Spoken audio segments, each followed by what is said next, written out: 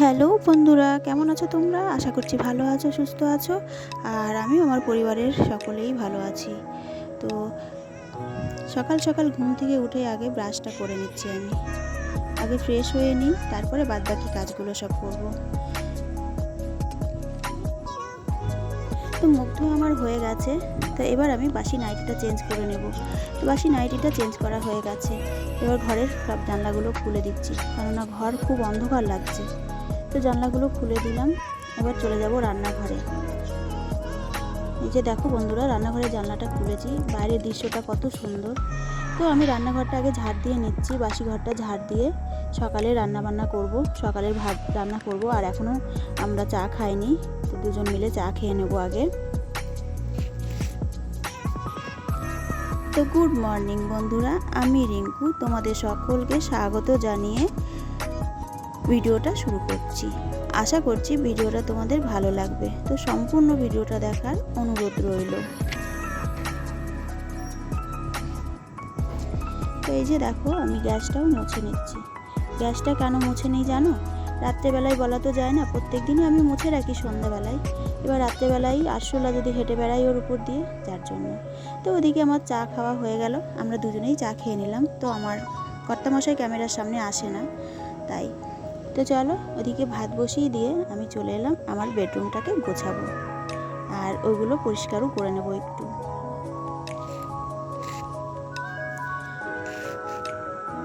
তো বন্ধুরা, এখন বাজে সকাল 6টা, আর আজকে মঙ্গলবার, নতুন একটা দিন। কিন্তু দেখো বন্ধুরা, আমাদের কাজগুলো কিন্তু সব একই কাজ: ঘর গোছানো, রান্নাবান্না করা, আর বাচ্চাদের আবদারগুলো পূরণ করা। তো বন্ধুরা, তোমাদের সঙ্গে কথা বলতে বলতে ওদিকে আমার বিছানাটাও গোছানো হয়ে গেল। আর জানো তো, বিছানাটা ওইভাবে গোছালাম ঠিকই, আমার ছেলে উঠে পড়লে আর বিছানাটা ওইভাবে থাকে না। ও সারাটা দিন বিছানার মধ্যে বসে বসে গেম খেলে। তবে হ্যাঁ, ও কিন্তু ছোট নয়, ও এখন যথেষ্ট বড় হয়েছে। ও এবার মাধ্যমিক দিয়েছে, তবুও যেন ওর কাজগুলো সব একদমই বাচ্চাদের মতন, বললেও কথা শোনে না। তো যাই হোক, চলো এবার আমি এগুলো সব মুছে নিচ্ছি। আর আমি জানি সবার সংসারেই কিন্তু একই কাজ থাকে। কেউ হয়তো সময়ের মধ্যে করে, আবার কেউ পরে। সকাল সকাল যদি এই কাজগুলো গুছিয়ে করি, তাহলে আর কোনো চাপ থাকে না। ওইদিকে ধীরে সুস্থে রান্নাগুলো করে নেওয়া যায়। আর এই কাজগুলো কিন্তু করতে বেশি সময়ও লাগে না, তাই এই কাজগুলো আগে করে নেওয়াটাই ঠিক বলে মনে করি আমি। তো কালকে দেখো বন্ধুরা, আমার মেয়ে স্টাডি টেবিলে পড়তে বসেনি। তো যাই হোক, ও খাটে পড়তে বসেছিল। তো দেখো, খাট ভর্তি বই খাতাগুলো ছিটানো।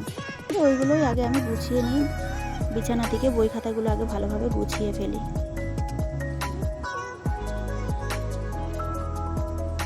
আর এই কাজগুলো রোজ করে নিলে কিন্তু ঘরগুলো দেখতেও সুন্দর লাগে। আর যদি মাসে একবার পরিষ্কার করতে যায় না সব ঘরগুলো, তাহলে কিন্তু অনেকটাই পরিশ্রম হয়ে যায় আমার। কেননা আমি একলাই তো আমার সংসারের কাজ করি, তাই না? আমার কিন্তু হেল্প করার মতন কেউ নেই, তাই আমি নিজেই সমস্ত কাজগুলো করি। আর সব সময় মনে করি গুছিয়ে কাজগুলো করার চেষ্টা করি, গুছিয়ে কাজগুলো করার। আর দেখো বন্ধুরা, কালকে যে জামা কাপড়গুলো কেচেছিলাম, আমি রাত্রেবেলা আর গোছাতে পারিনি, কেননা এত গরমে না পারি না।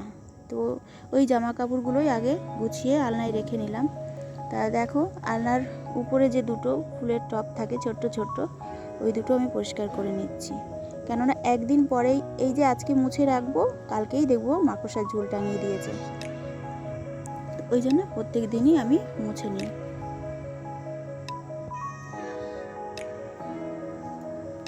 আর এইভাবে প্রত্যেক দিনের কাজ প্রত্যেক দিন করতে আমার কিন্তু খুব ভালো লাগে। আর আমি কিন্তু ঘর গুছাতে খুব ভালোবাসি, ঘর গুছিয়ে রাখতে খুব ভালো লাগে আমার।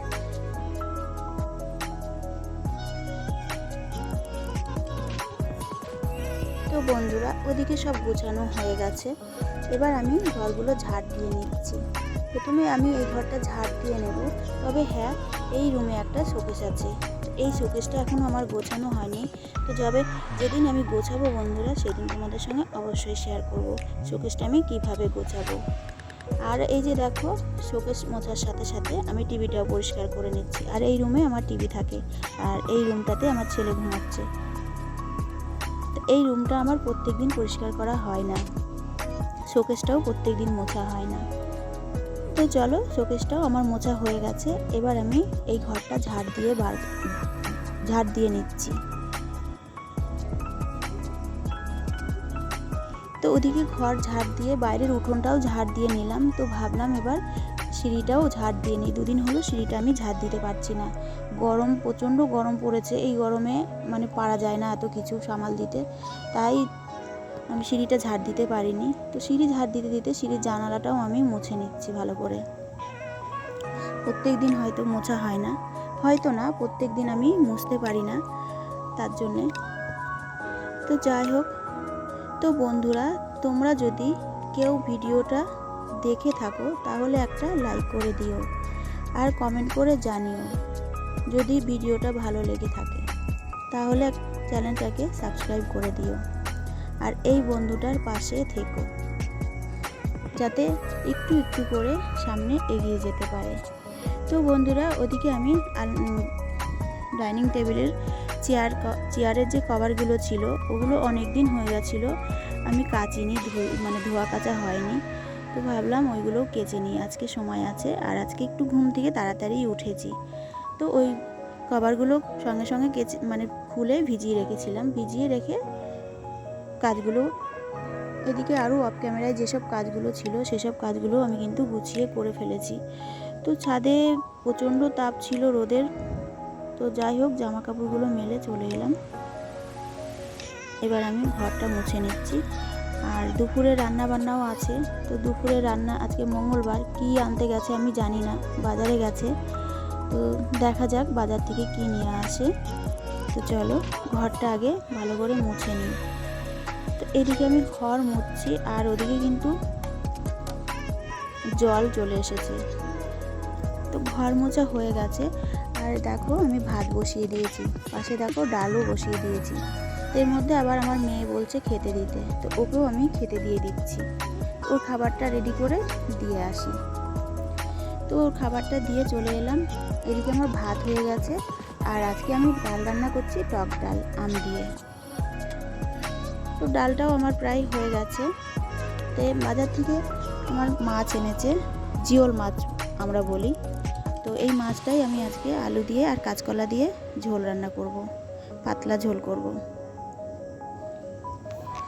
তো বন্ধুরা, রান্নাবান্না আমার কমপ্লিট হয়ে গেছে। তো এবার আমি গ্যাসটা মুছে নিলাম, ভালো করে মুছে নিচ্ছি। আর গ্যাস মুছে রান্নাঘরটা ঝাড় দেব, ঝাড় দিয়ে তারপরে আবার রান্নাঘরটা মুছে স্নান করব। স্নান করে একবারে চলে এলাম টেবিলে। তো বন্ধুরা, আজকের ভিডিওটা তোমাদের কেমন লাগলো অবশ্যই কমেন্ট করে জানিও।